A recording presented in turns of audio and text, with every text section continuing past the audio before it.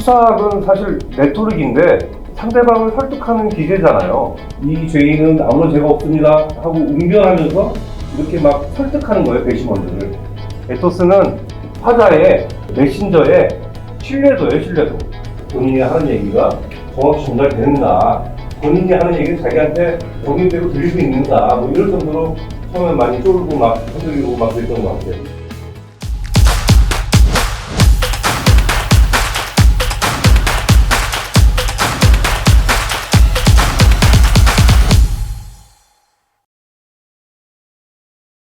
뭐 너무나 잘 아시는 아리스토텔레스의 이제 수사학이죠. 예. 상대방을 설득할 때 세 가지 요소가 있는데 요 세 가지는 우리가 요새 MBTI 많이 하지 않습니까? 사실 그 전에는 혈액형으로 AB형, O형으로 네 가지로 혈액형으로 성격을 좌우했는데 요새는 16가지 MBTI가 있어서 그나마 좀 나은 편이죠. 그런데 과거에 아리스토텔레스의 수사학에서는 세 가지의 설득 요소가 있는데 저거는 사실 뭐 본인들하고 나는 어떤 세 가지 중에 뭘 갖고 있는지, 뭐가 부족한지 한번 점검해보는 시간이었으면 좋겠다 해서 갖고 온 겁니다. 다 알고 계신 내용이겠지만. 그래서 우리 수사학은 사실 레토릭인데 상대방을 설득하는 기계잖아요. 그런데 이게 기원 전에 이미 그 아테네의 아고라 광장에서 죄를 짓거나 뭐 이렇게 나는 죄가 없다 뭐 이런 것을 소피스트들이 변론을 하는 거예요. 자, 여기 이 죄인은 아무런 죄가 없습니다 하고 웅변하면서 이렇게 막 설득하는 거예요, 배심원들을. 그러면 그 배심원들이 이 얘기가 옳다 그러면 돌멩이를 갖다 올려주고, 틀리다 그러면 뭐 반대로 올려주고 해서 그 죄가 사해지거나 면해지거나 뭐 이랬던 과정에서 이제 수사학이 나왔다라고 해요. 그래서 여러 책들이 있는데 아리스토텔레스가 정리한 게 가장 우리 후손들이 잘 지금 탐독하고 있다 뭐 이런 얘기인 것 같습니다. 그래서 이제 세 가지 얘기하는데 처음에 이제 맨 처음에 얘기하는 것이 그 제일 중요한 게 에토스입니다. 에토스는 이 그 화자의 메신저의 신뢰도예요, 신뢰도. 그러니까 이 사람이 얼만큼 선하게 살아왔는지, 또 일관된 주장을 하고 있는지, 또 도덕적으로 깨끗한지, 오랫동안 우리가 봐왔잖아요. 그러면 이 사람이 주장을 하면 귀를 쫑긋하고 듣게 되죠.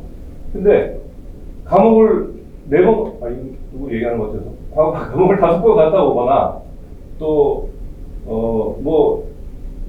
사기 전과가 있거나 또는 부모님을 뭐 때렸거나 또 그런 사람들이 얘기하는 거하고 모범생이 얘기하는 거하고 관점이 다르잖아요. 그래서 저거는 그 화자의 인상, 목소리, 태도, 선함, 호의도 이런 것이 기본이 되면 일단 먹고 들어간다. 그러니까 이 아리스토텔레스가 제일 중요하다고 생각하는 덕목이었어요. 그래서 메신저의 신뢰도가 가장 중요하다.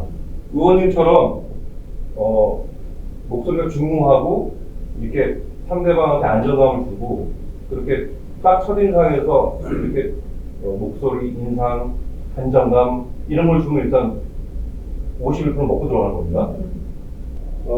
상대를 설득하는데 자기가 상기되고 덜덜 떨고 목소리가 갈라지고 이러면 메신저로서의 필요 없는 거죠. 일례로 제가 초등학교 때 굉장히 개구장이었고 못되게 굴고 그랬어요. 선생님이 저를 볼 때 신뢰도가 없었어요. 그러니까 이제 제가 뭐 열심히 사고치다가 뭘 잘하면은 네가 웬일이야? 네가 어쩐 일이야? 이렇게 해요. 그래서 내가 그 인식을 좀 바꿔보려고 국사 시험을 보는데 진짜 초등학생이 밤새기 쉽지 않거든요. 그 인식을 깨기 위해서 밤을 샜습니다. 밤을 새서 시험을 봤는데 마지막 문제를 모르겠는 거예요. 마지막 문제 다 맞췄는데 주관식 문제는 장보고의 해상 지진은 어디에 없는가? 이게 질문이었어요. 네?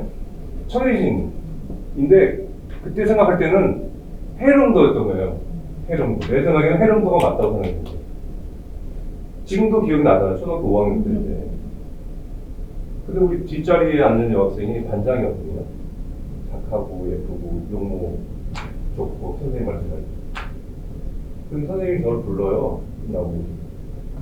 너가 장난꾸러기고 뭐 사고 치는 건 다 좋은데 제일 나쁜 거는 거짓말하고 혼님하는 거라고. 그 친구가 해령도를 느낀 거죠. 아. 누가 뒤에 앉아. 아, 거꾸로? 네. 그러니까 아, 선생님은 무조건 저를 불러서 족치는 거지. 인생을 그렇게 살지 말아요. 그러니까 아닙니다. 이거 제가 쓴 거예요. 제일 나쁜 건 거짓말하는 거예요. 그만큼 메신저의 신뢰도가 되게 중요한 거예요. 거기다가 어떤 미사업을 달려서 믿겠습니까? 네? 우리 유력한 대선 주자가 국민들 앞에서 도덕적으로 깨끗하게 삽시다라고 얘기했을 때 믿겠습니까? 얘기 못하는 거죠. 자식 관리 똑바로 합시다. 부모에게 잘합시다. 평소에게 욕하지 맙시다. 못하죠, 그런 거. 못한다고요. 그래서 메신저의 신뢰도, 호의도가 되게 중요하다. 거기에 탑재를 해야 그 다음 얘기가 들어갈 수 있으니까 지금까지 조금 좌충우돌, 삐뚤어 또는 신뢰도에 대한 제고가 충동도가 없었을 때 그거를 이제 조금 바로 잡는 것이 제일 필요한 게 에토스인 것 같습니다. 에토스를 잘 관리해야 된다. 파토스는 그렇게 감정에 스며드는 겁니다. 감정에 호소해서. 근데 요새 그래서 노력하느라고 유머를 많이 쓰세요. 아재 개그. 근데 아재 개그는 저하고 평상시 라이벌이거든요. 배틀을 하고 이제 그거는 웃기는 거는 또 양보 못하기 때문에. 근데 요새는 무슨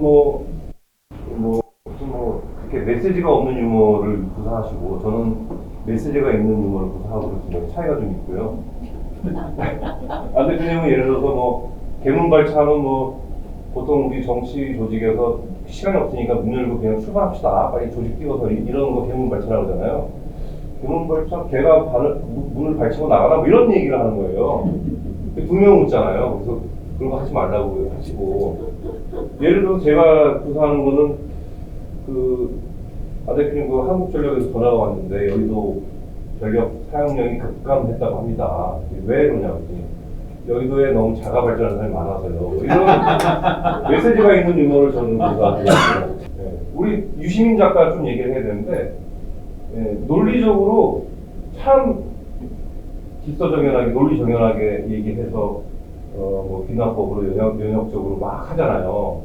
근데 그 사람이 듣는 거 뭐가 부족하죠? 참 얘기를 맞는데 싸가지가 없다 그러잖아요.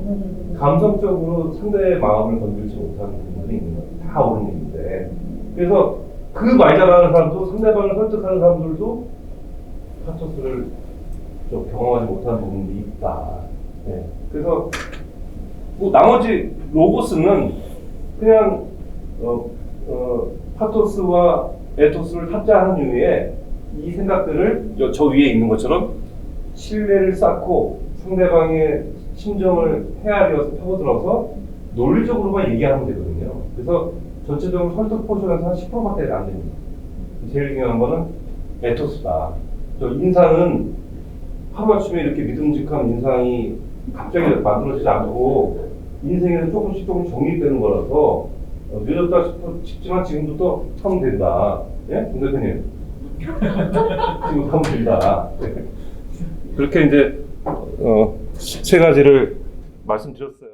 잠깐 여기를 눌러주세요. 구독과 좋아요를 눌러주시는 분들에게 건강과 행운 장수를 기원합니다.